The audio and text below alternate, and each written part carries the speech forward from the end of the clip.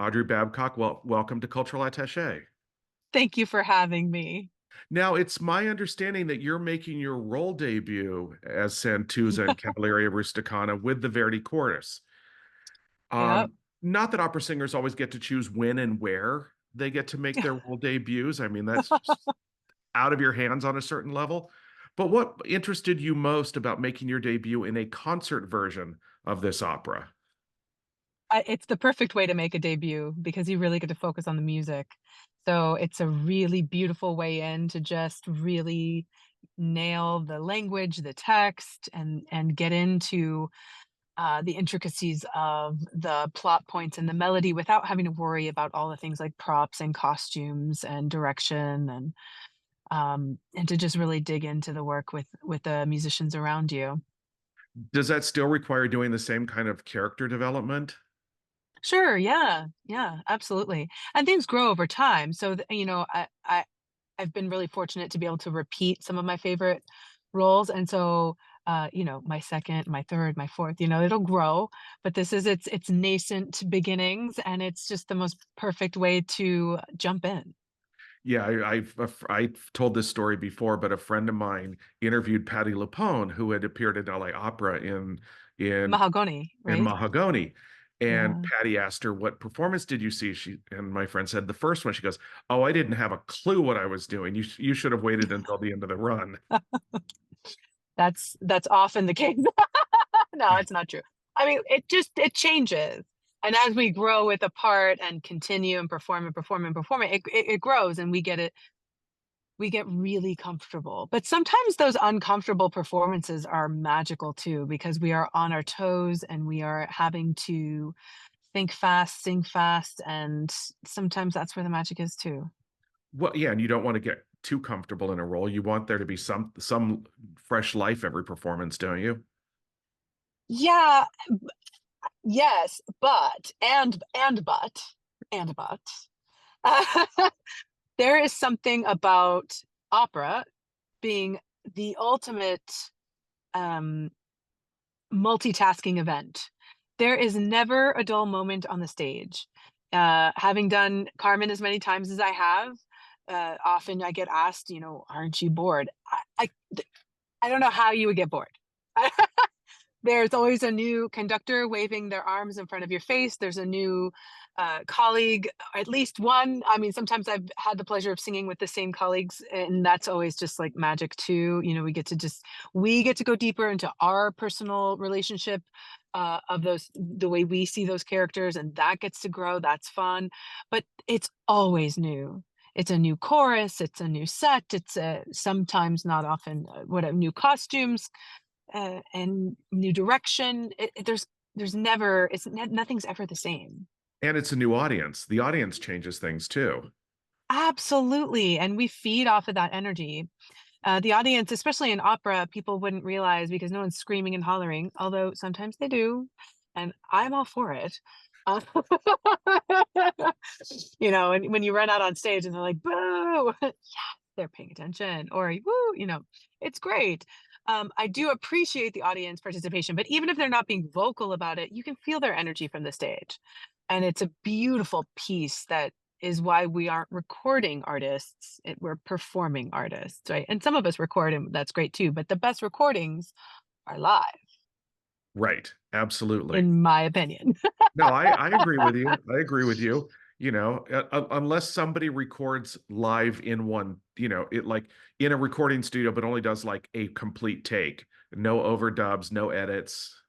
It's But just even very that, clear. us as the performers, as the singers, what I mean, I've done that, right? But without that extra element of witnesses who are participating in that event, in that space, the energy that we give is different. And we can do all these little tricks to like make it fresh and new and exciting and but when you're standing in front of a microphone with headphones on and an engineer behind glass who you might love, and that's not it's nothing about them, but it's like it's not the same as having 1,000 to 5,000 people in front of you that you can feel and you can hear them breathe. You can, in a really good show, you can hear them cry. I mean, there's nothing quite like that. And you can do something that you couldn't do in 1890 when this opera had its world premiere. You can hear cell phones go off. Ah! Touche. Now, the world premiere did take place in 1890, and Gemma Bilancioni is the one who created the role of Santuzza. How do you think your contemporary eyes may be looking at this piece differently than perhaps it was first regarded by the woman who originated this part? Well, there would be a lot of suppositions coming out of my mouth starting now. But considering the time and considering what opera was and what opera has become, I would assume there was a lot more standing and singing, a lot more focus on purely just bel canto and not engaging with your colleagues. This is a traditional sort of park and bark opera, except that it is what started or really invigorated or defined verismo.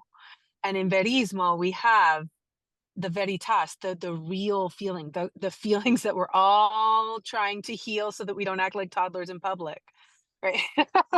But these are really unhealed, unhinged humans having visceral reactions in public spaces, all about heartbreak and love on such an intense level.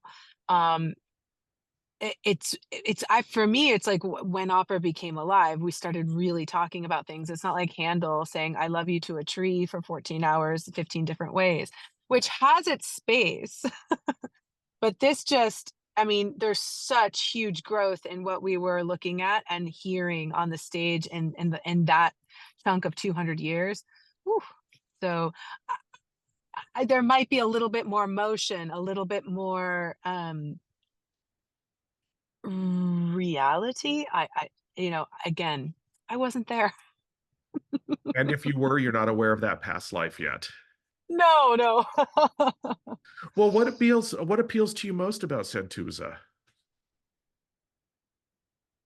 What appeals to me most about her is her ability to go directly to the source of her pain, um, and ask him to stop in a time where that was never done. Um, Women did not have agency, and they were told to obey, and they accepted a certain level of abuse, physical and otherwise. She fell madly in love with this man and had extramarital, well, out of marital affair with him, which she knew was risky, but she believed in their love. And then she got screwed. And she just went in and she was like, "Why are you doing this to me? How could you do this to me?" And I mean, she took such a huge risk with her heart, and she just opened it up for him, and she got in trouble, and she probably learned a really huge lesson after this, and she probably never loved again. But she made some big decisions based on following her heart, and I think a lot of people want to do that and don't because of stories like this. It didn't work out so well for her, right? She's getting excommunicated from the church. She can never walk in there again. Um, but she took a huge risk for love. And I I think that's pretty admirable in some way. And then the music that ensues based on her tragedy and it not working out, the music that ensues is just so visceral and incredible to sing and such a pleasure physically. It feels good to sing this kind of repertoire. It's like it feels like your insides coming out. It sits nicely in your voice. Yeah, it's fun. It's fun. Now, I have to tell you, I was, looking at how fans perceive this particular character, Santuzza, in the opera. And there are a lot of people who argue that she's a very simple character or a passive one. And there are others who think, no, she's a far more complex woman than people give her credit for. One, do you have an opinion about that? And two, does that opinion influence how you perform the part? I think she's more like I said before, because she's made this huge choice. She's living in Catholic world, right? The rules of the church are her rules that she's been born under, and she has moved outside of this rule because if she believes something true to her heart could not be bad. So she's a woman who thinks for herself. Now, we don't always make the best decisions as humans, and this is what we're discovering with Santuzza. She's made this decision that did not work out, but she had enough self-actualization to choose something that she was told not to do. And women at this time did not really do that.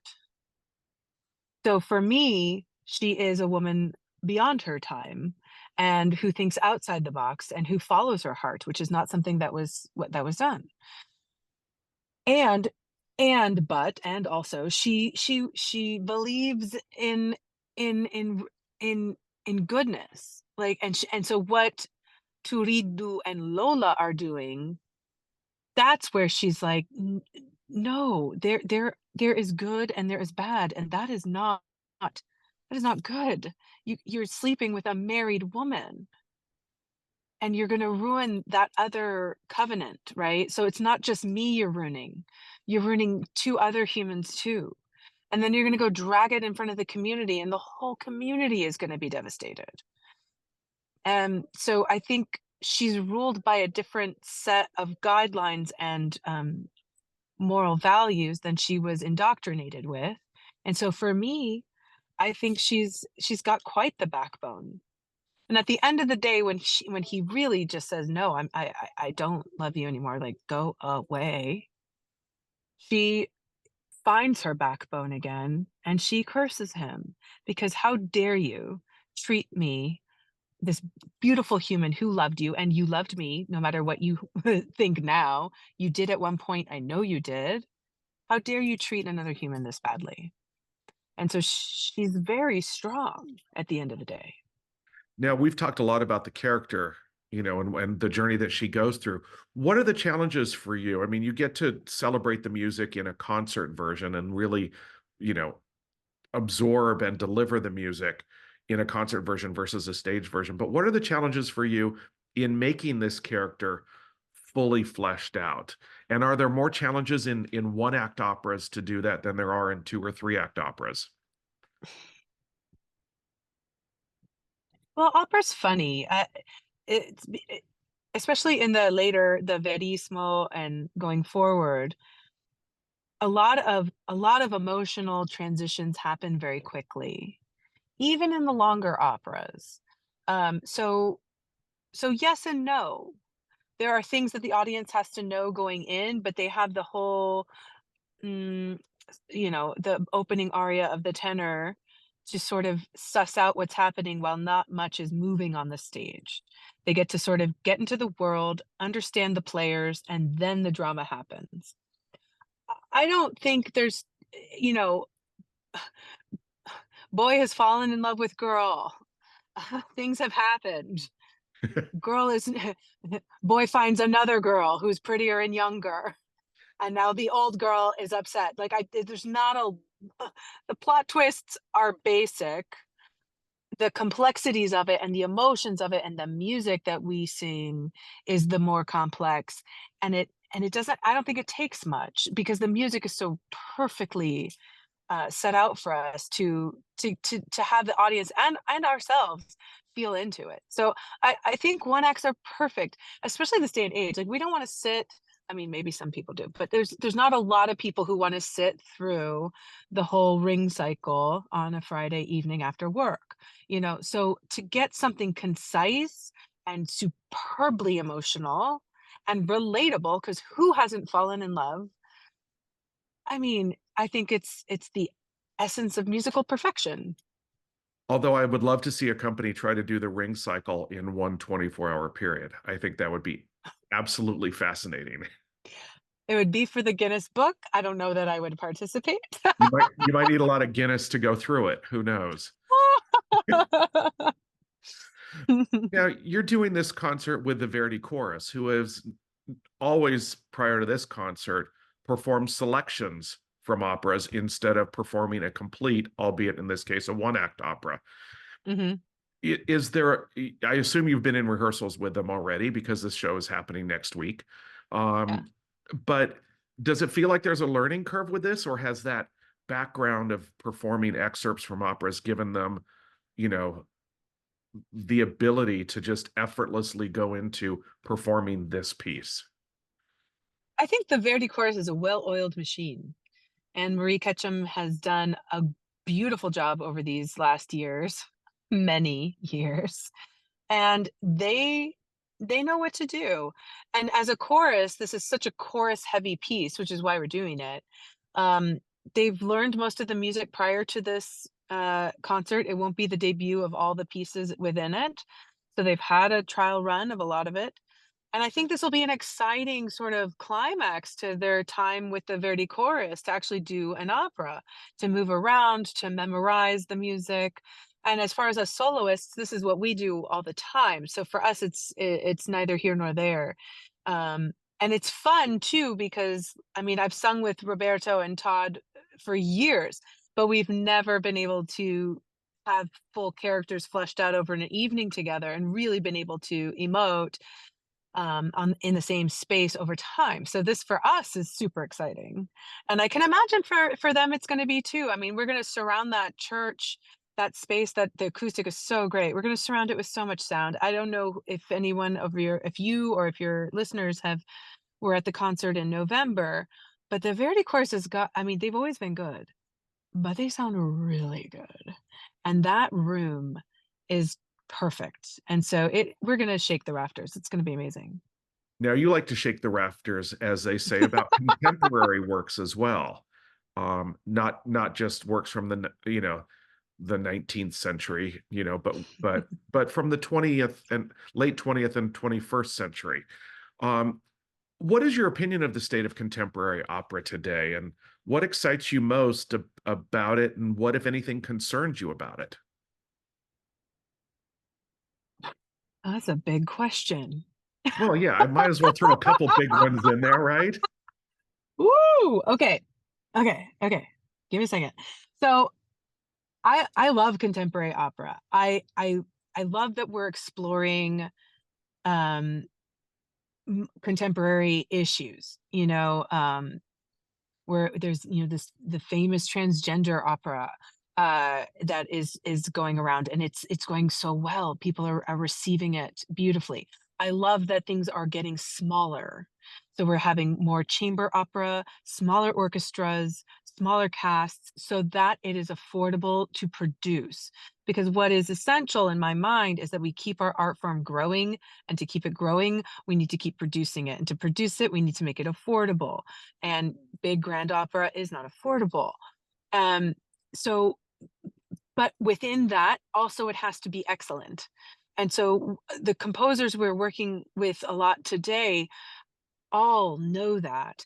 And what has been abolished are the rules of Fach, the rules of electronic instruments or non, the rules of miking or not, the the certain things that used to be considered bel canto, which would just be beautiful singing, is the translation of that, but really it is easier to sing. So things are harder to sing now, so we must be better singers, and we must figure out how to do this because we're telling really important current event stories, and just getting more like theater and less like stand and sing old school opera. But with the introduction of projections and electronifying certain sounds and sound designs and things like this, I think we are just elevating the playing field, and we are creating new spaces for performing, not just theaters, right? We're doing a lot of site specific stuff, which I think is great, bringing the art form to the people,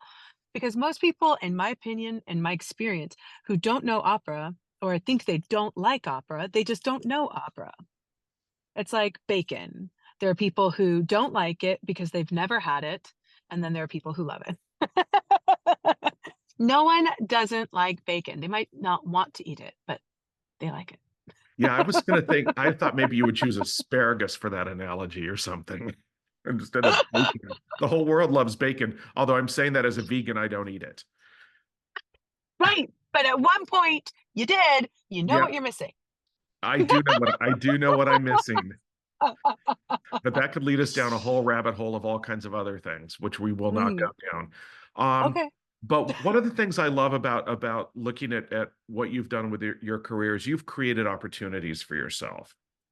Whether that's through your show Lily or Beyond Carmen, you're giving yourself an opportunity to be seen apart from opera or on your own terms. And I'm wondering, how important is it or how necessary is it for you to carve out your own space and not rely just on the opportunities that come to you vis-a-vis traditional or concert performances of operas? Well, it gives me the will to create. I mean, I have this intense drive to create.